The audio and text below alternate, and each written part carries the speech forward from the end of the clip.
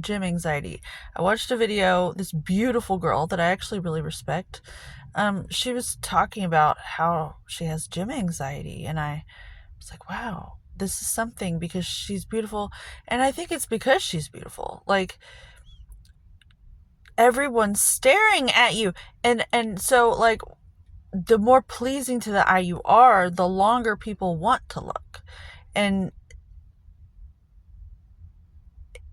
in a world where we feel we're set up our timing, time isn't speeding up. Technology is pressing our buttons. And so everyone's sped up because of everyone's like competing for attention. Your attention. They say the collective consciousness, the collective. I watch tarot card readings. I watch these people uh, for like good morale. Because like a lot of these tarot card channels, they can kind of like boost your, you know, make you have a good word, if you're not going to church or something, they'll say, thanks for looking up. And you're like, oh, okay, anything you can get, you know? Well, and sometimes the only attention we get is the attention we give ourselves. And a lot of times it's easier to have these addictions to things that like hurt us and take us out of our heads so we don't have to like show up. And then we either die from that or we come out of that and appreciate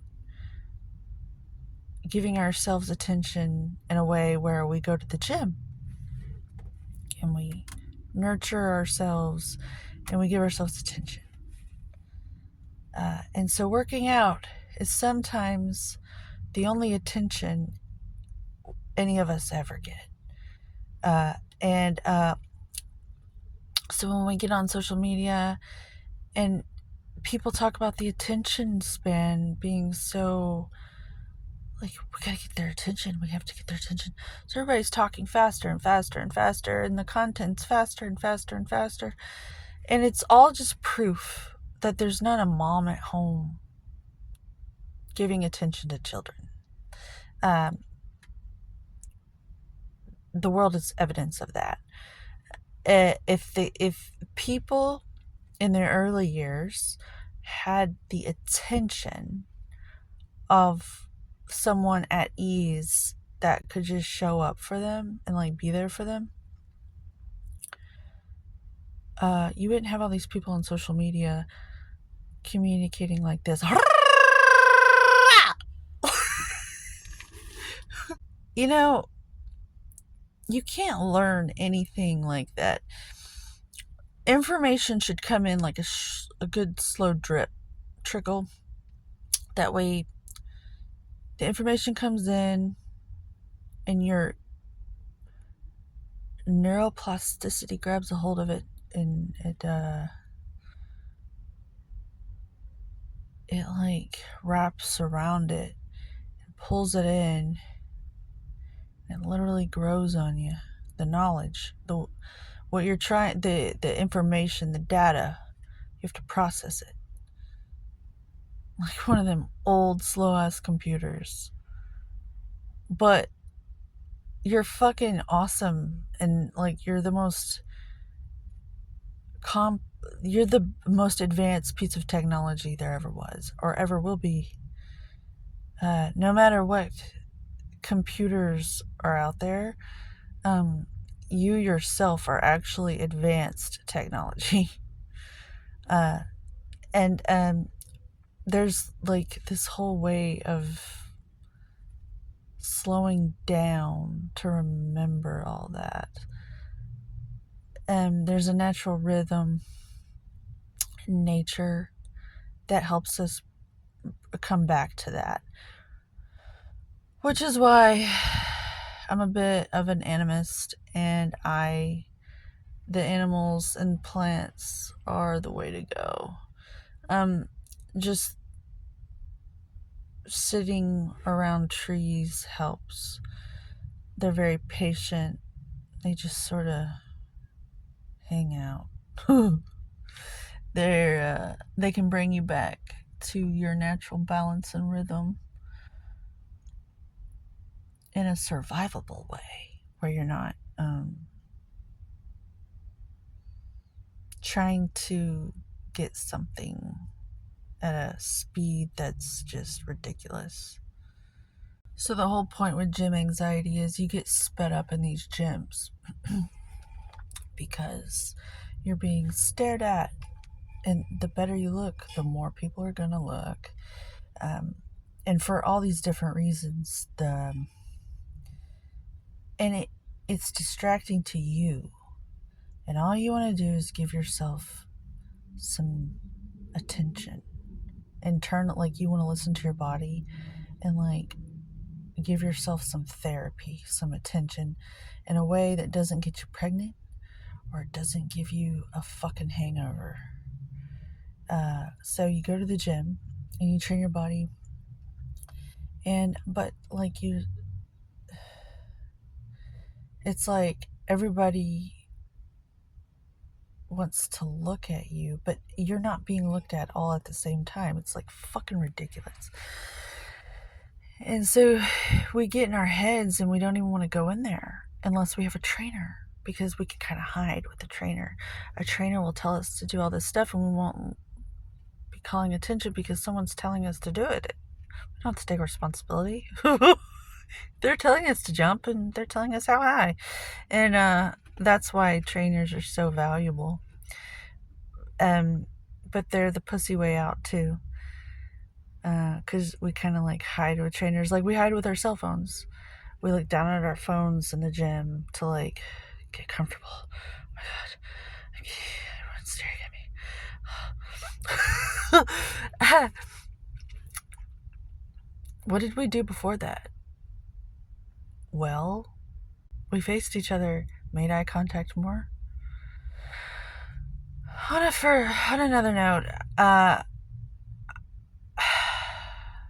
in prison, they let you have yard time. They like let the prisoners go outside and like work out and stuff. And it's kind of important that they do that. Like they even let prisoners do this. They let prisoners do this. Like they let them go do this. People that are supposed to be punished, they let them go train. Like you can go outside and have yard time. What are the 9-to-5ers doing? Yeah, they have the option. But we're all given a certain amount of energy every day. And yeah, it's no wonder people look the way they look. You almost have to break the rules if you want anything different. Now, if I wasn't a mom, I could make it all work. But I have to pick what's important. I have to choose my priorities. And I am. Like right now, I want to go to the gym. I'm thinking about all the stuff I want to do. I want to get on the Smith rack and I want to do squats. I want to do leg press. I want to do quad or leg lifts. I want to do all this stuff. And then I think about being vulnerable and what like these stupid fucking nasty guys, sweaty, nasty older men who never get laid, looking at me while I do all that. And how I can hardly afford to live in my house, and how like my daughter even like she wants more groceries and like how I can't do any of that just for them to like look at me while I do what I'm doing. And it really fucking pisses me off. Like, I get enraged, infuriated, because I almost want to put like a little jar, a tip jar or something, and the little faggots can put money in it or something, because it's that fucking stupid. Like, all I want to do is what I want to do, and like, if you're gonna watch me and make me feel like just ugh, it's just disgusting, the vibes I get sometimes. Like, it makes me not want to go, and that fucking pisses me off, because it's the only thing I fucking love doing. And yeah, I don't know what else to do. It's just what it is.